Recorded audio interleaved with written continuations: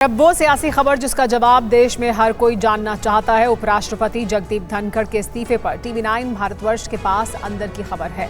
सूत्रों के मुताबिक जगदीप धनखड़ सरकार की जगह विपक्षी दलों का पक्ष ज्यादा लेने लगे थे और सरकार के पक्ष की अनदेखी करते थे। जगदीप धनखड़ उपराष्ट्रपति पद के लिए सत्ता पक्ष के ही उम्मीदवार थे, लेकिन जस्टिस वर्मा के मसले को लेकर वो पूरी तरह से विपक्ष के हितों में काम करते हुए दिख रहे थे। और पीएम मोदी भी धनखड़ के रवैये से दुखी थे। सरकार ने उन्हें पद से हटाने का मन बना लिया था, लेकिन उससे पहले ही जगदीप धनखड़ राष्ट्रपति भवन पहुंच गए और 25 मिनट उन्होंने इंतजार किया, क्योंकि एकदम से वो राष्ट्रपति भवन पहुंचे बिना किसी तय कार्यक्रम के। राष्ट्रपति तैयार नहीं थी उसके लिए। 25 मिनट जगदीप धनखड़ को इंतजार करना पड़ा, फिर राष्ट्रपति आई और उसके बाद जगदीप धनखड़ ने उपराष्ट्रपति पद से इस्तीफा दिया।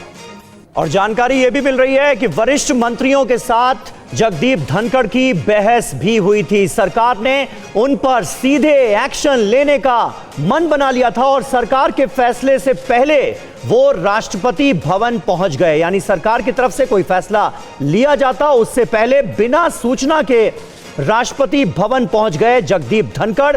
25 मिनट तक उन्होंने इंतजार किया वहीं राष्ट्रपति भवन में और फिर अपना इस्तीफा सौंप दिया। इसके अलावा मंत्रियों पर अनुचित टिप्पणी जिस तरह से जगदीप धनखड़ के द्वारा कुछ समय पहले की गई, उसको लेकर भी नाराजगी थी। और एक बात और सामने आई, वो ये कि जगदीप धनखड़ को उम्मीद थी कि सरकार उन्हें मनाएगी, लेकिन ऐसा कुछ होता हुआ नहीं दिखा। और इसी पर बात करने के लिए हमारे साथ हमारे सहयोगी आनंद प्रकाश पांडे जुड़ रहे हैं। आनंद, आखिर इस मसले पर हुआ क्या था?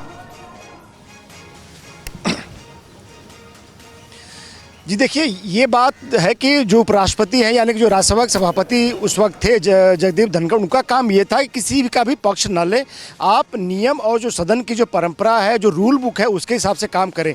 आपको ना पक्ष देखना है ना विपक्ष देखना है। आप चूंकि चेयर पर बैठे हैं तो आपका जो काम होता है, आपका जो रवैया न्यूट्रल होना चाहिए। लेकिन पिछले 6, 7, 8 महीने की हम बात करें तो उनके व्यवहार में सरकार को अचानक परिवर्तन नजर आने लगा। 7, 8 महीने से उनका व्यवहार ठीक नहीं था और पिछले कुछ समय से वो विपक्ष की तरफ ज़्यादा झुके हुए थे।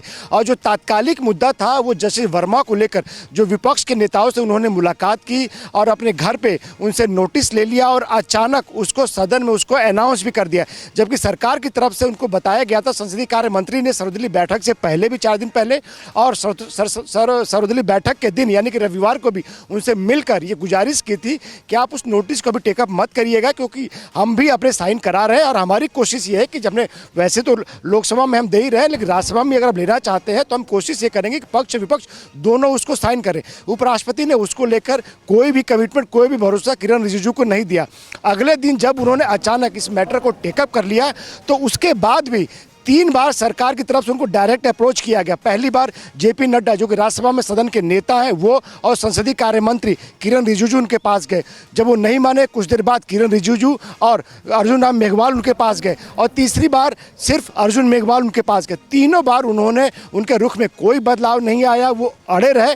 और फिर बाद में जब प्रधानमंत्री को इस बात की जानकारी मिली, जो 1-1.5-2 घंटे लंबी बैठक थी प्रधानमंत्री के साथ, उस बैठक में प्रधानमंत्री खासे दुखी दिखे। उनका कहना था कि सभापति का काम ये होता है कि सबको साथ लेकर चले, लेकिन ये जो रवैया ये ठीक नहीं है और सरकार को लूप में नहीं रखा जा रहा है। और जिसके बाद एक मैसेज देने की कोशिश की गई उनको कि अगर आप अभी भी नहीं माने तो सरकार के पास आपको हटाने के दूसरे विकल्प हैं। जाहिर तौर पर सरकार का इशारा जो था वो अविश्वास प्रस्ताव की तरफ था। और उसके बाद प्रधानमंत्री की बैठक के बाद राजनाथ सिंह के कमरे में बैठक हुई, सभी केंद्रीय मंत्री वहाँ बैठे और एक एक करके एनडीए के जो राज्यसभा के सांसद हैं उनको बुलाया गया, उनसे साइन कराए गए। एक जो लेटर था वो इसलिए था ताकि जो सरकार की तरफ से दिया जाता जस्टिस वर्मा को हटाने के लिए जो नोटिस दिया जाता, और दूसरा था बताया गया हमें, बाद में बताया गया हमें कि वो इस बात का संकेत था कि अगर जगदीप धनखड़ नहीं मानते तो उनके खिलाफ अविश्वास प्रस्ताव भी लाया जा सकता है।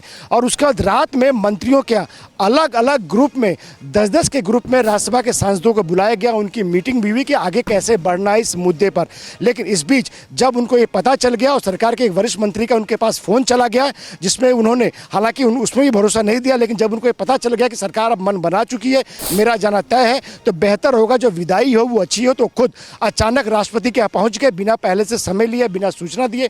जैसे ही वो पहुँचे, जाहिर तौर पर अगर उपराष्ट्रपति, जो कि प्रोटोकॉल में दूसरे नंबर पर होता है, अगर राष्ट्रपति के यहाँ पहुँच जाए तो सब हड़बड़ा गए, किसी को जानकारी नहीं थी, उनको बिठाया गया, राष्ट्रपति को जानकारी दी गई। ये करीब 8:20 का समय था। ये ऐसा समय होता है जब खाना खाने के बाद आप या तो खाना खा रहे होते या फिर आप सोने की तैयारी कर रहे होते। जाहिर तौर पर राष्ट्रपति इस अचानक आए मेहमान के लिए तैयार नहीं थी, लेकिन प्रोटोकॉल में उनके ठीक बात थे, लिहाजा उन्होंने तैयार होने में समय लिया। 25 मिनट उपराष्ट्रपति वहीं बैठकर इंतजार करते रहे।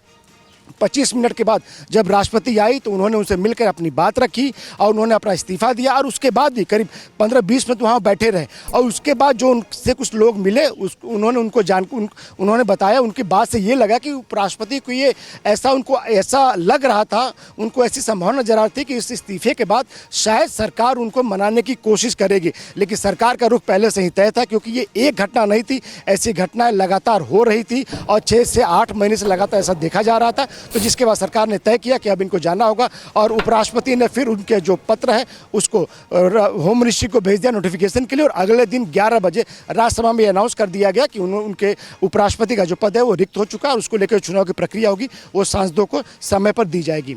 जी आनंद, लेकिन ये साफ तौर पर अब कहा जा सकता है कि सिर्फ एक घटना या एक दिन का ये पूरा मुद्दा नहीं था, यानी पिछले काफी समय से जो तनाव है वो चला आ रहा था। क्या अब ये कहा जा सकता है कंफर्टेबली? देखिए, इसको तनाव नहीं कहेंगे। जिस पार्टी ने, जिस सरकार ने आपको उस सर्वोच्च पद पे बैठाया है, जो कि प्रोटोकॉल में दूसरे नंबर पर संवैधानिक पद है, अगर आप उसको डिफाई करते हैं, डिफाई मतलब आपको आदेश नहीं दे सकता कोई भी, क्योंकि आप पद में बड़े हैं, लेकिन अगर आप उस पक्ष को साथ लेकर नहीं चलें, जो कि आपकी जिम्मेदारी है पक्ष विपक्ष को साथ लेना, तो जाहिर तौर पे आपको ये नतीजा भुगतना ही पड़ेगा। क्योंकि उनको लेकर बहुत सारी शिकायतें आ रही थी, लेकिन सरकार उस पर चुप बैठी हुई थी, कोई कार्रवाई नहीं कर रही थी। कई वरिष्ठ मंत्री जो कि शीर्ष के मंत्री हैं, उनसे उनको वो सार्वजनिक तौर पे शिवराज सिंह चौहान को उदाहरण सामने है, और व्यक्तिगत तौर से भी अपनी मुलाकातों में उनका व्यवहार बहुत रूखा होता था। कई ऐसी बातें उनसे कहते थे, एक्सपेक्ट करते थे कि जो कि नियमों के तहत नहीं किया जा सकता। उदाहरण के अगर हम कहें तो उनका जो काफिला है, उनके काफिले में जितनी भी गाड़ियाँ चलती है, तो उन्होंने कहा कि इसको मर्सिडीज में बदलवा दीजिए, सारी गाड़ियों का मर्सिडीज में बदलवा दीजिए, और मर्सिडीज की जो गाड़ियाँ होंगी वो भी टॉप हैंड होंगी, यानी कि सबसे ऊँचे मॉडल गाड़ियाँ होंगी। लेकिन इसका एक प्रक्रिया होती है, कोई गाड़ी चल रही है, राष्ट्रपति, उपराष्ट्रपति या प्रधानमंत्री का काफिले में, तो उसका समय होता है, उसका इंजन का एक समय होता है, उसके समय समय पर रखरखाव होता है, फिर उसके बाद उसको चेक करके उसको बदला जाता है। तो ऐसे में अगर आप ये मांग करते हो तो उस मांग को तुरंत पूरा नहीं किया जा सकता, और साथ ही साथ इसके लिए एक्सपेंडिचर के लिए एक दूसरा तरीका है, उसके थ्रू आपको रूट होना पड़ता है। लेकिन बार बार इसके लिए दबाव डालते थे। उनके काफिले में 2 गाड़ियों को उसके बाद मर्सिडीज में बदला भी गया, लेकिन वो सारी गाड़ियों पड़े हुए थे।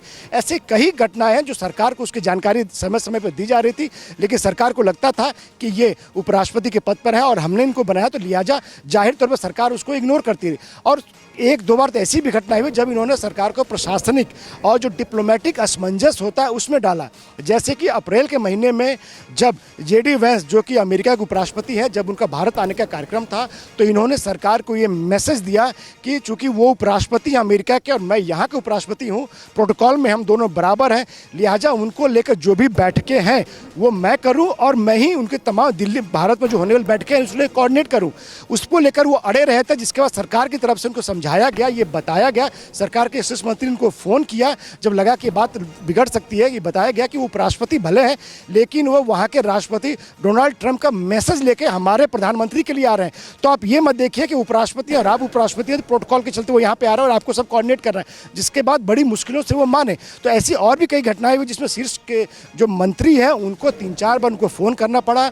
उसमें भी कई बार जगदीप धनखड़ की तरफ से उनको ये बताया गया कि आप मुझे मत बताइए कि नियम क्या है, कानून क्या है और संविधान क्या कहता है। मैं उपराष्ट्रपति हूँ, मैं राज्यसभा का सभापति हूँ और मुझे नियम पता है। तो जाहिर तौर पर ये बिल्डअप हो रहा था, और ट्रिगर जो था वो जस्टिस वर्मा वाला जो मामला था, जो उन्होंने बिना सरकार को लूप में लिए हुए, और जब सरकार ने उनसे गुजारिश की तो नहीं माने, और उसके बाद फिर उन्होंने जो भी राज्यसभा में हुआ उसके बाद आपके सामने है।